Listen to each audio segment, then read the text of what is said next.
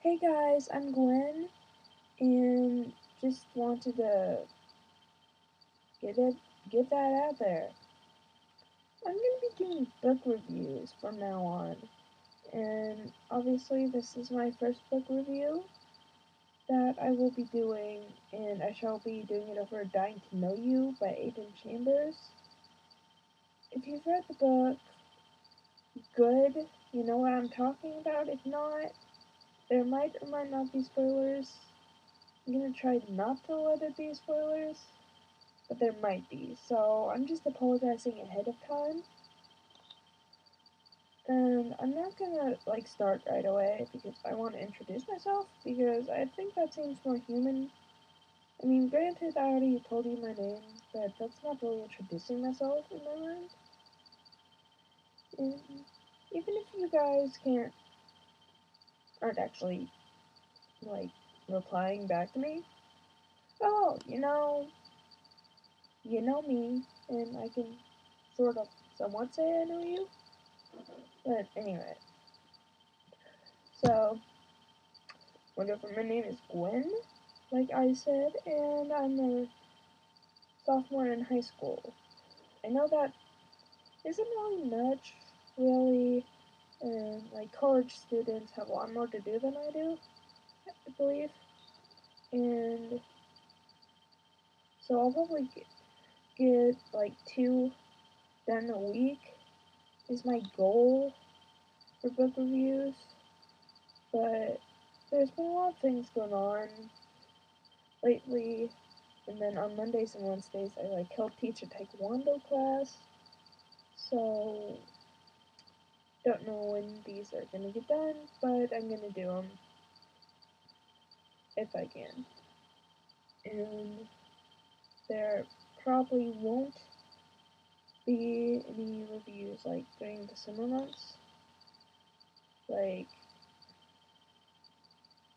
June and July and August, because I'm doing this on my school issued laptop, and I don't have that over the summer, so whatever. And I am also sorry that I talk really low, so if you have to have your volume up really high to hear me, I'm really sorry about that. Now, now shall we get on to the book review? That's what I thought. Now, this is a really wonderful book, and I think you guys should read it. I mean, it's worth a read. It's not the best book out there, but it really does hit home. Well, it hit it hits home really hard if you're dyslexic, because the main character in this book is Carl, and he is dyslexic, really bad. He's a pretty smart kid. It's like he can't really, really read too well. He can't write too well either. And then the narrator, which we don't actually have a name for him, which is kind of has, I have mixed feelings about that. He's a 75-year-old man. He is a widow, and he has problems, but he's also a writer, and that's why Carl goes to him, because Carl has been seeing this girl, Fiorella, for about 3 months, and since Carl doesn't really talk to her very often, which I mean, he's kind of a closed off type of person, and she wants him to answer these questions to her through writing her letters, because she is an aspiring writer and she loves to read. But that's the thing, she does not know that he's dyslexic. If she did, she wouldn't have asked him to do that. but Carl didn't tell her that he was dyslexic because he didn't want to ruin his chance with her, because he is very fixated on being with her for a while. And he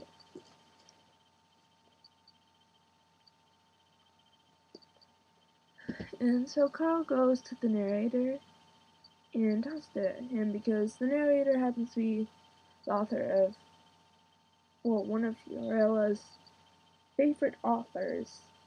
And at first he doesn't agree to helping Carl, but then he does agree to help Carl, which is good because, as you can see, if he didn't agree, this would be a whole bunch of pointlessness. But it is really good, and it goes through everything. Like, a good portion of the book is going over Carl and his dyslexia and his problems with writing letters to Fiorella, and then it's also a story of how Carl found his calling, and how Carl helped the narrator start writing again, because the narrator stopped writing because his wife died. He lost his inspiration for writing because he lost his wife. And I mean, I knew something had happened, and like that really stung actually. I figured she was dead, but when we actually found out that she was dead, it was really sad because he's a really cool guy for a 75-year-old man. Pretty cool. And then he helps Carl, obviously, with Fiorella's letters, but then, like, about halfway through the book, Carl and Fiorella, like, split because, Carl had, like, a mental lapse thing, and basically told Fiorella that he didn't write the letters, and then some other things that I really, really want to tell you, but I don't want to because I don't know if you've read the book or not. So I'm sure you guys know what I'm talking about if you've read this book, which, if you haven't, go read it right now, because Dying to Know You is a great novel that makes you look at things in a different light, make you and try and see how it's like to be dyslexic, even though the narrator is not dyslexic. Apparently he used to be dyslexic when he was a small child, which coincidentally I was as well, so that's why it hit home for me. I mean, like, the doctors didn't label me as dyslexic. Now that I look back on it, I was dyslexic. So if you were or are dyslexic, it's gonna hit really hard, I think. And about, like, towards the last half of the book, Carl finds his calling, which is really happy because he had been, like, contemplating suicide a couple chapters before. But he found his calling making, like, these sculptures, and it's really good. And, like, his first major sculpture they put in the garden of the narrator's house. And, well, I mean, it's a really nice notion, actually, a nice position for the statue to be in, but then some, like, rotten punks go smash the thing because it wasn't completely stable. They were gonna stabilize it, like, the next day, and it was so bad that Carl, broke his leg, put him in the hospital, and then, the narrator got, a concussion, which I'm surprised he didn't injure himself more. But, so he was landed in the hospital. And I'm not gonna keep going on because right now I'm, at the 10-minute, 11-minute mark, and this is, the third time I've done this video because the first time I accidentally deleted it. Don't ask me how. It's me. Once you get to know me, you'll see why I did it on accident, because I tend to do that a lot. The second time, I might have accidentally deleted that one too. And then the third one was too long. Too long, because it was 15 minutes and 50 seconds. Yep. Because that's how YouTube works. Now, just remember that I shall see you next week. Maybe, yeah, next week. And you should go read this lovely novel, Dying to Know You, by Aidan Chambers. Read it and love it. And possibly comment how you liked it. Tell me how you liked it, because I would like to read how you liked it. If you liked it, which I think you guys will. I hope you will. Oh, another thing, this book has a ton of dialogue in it.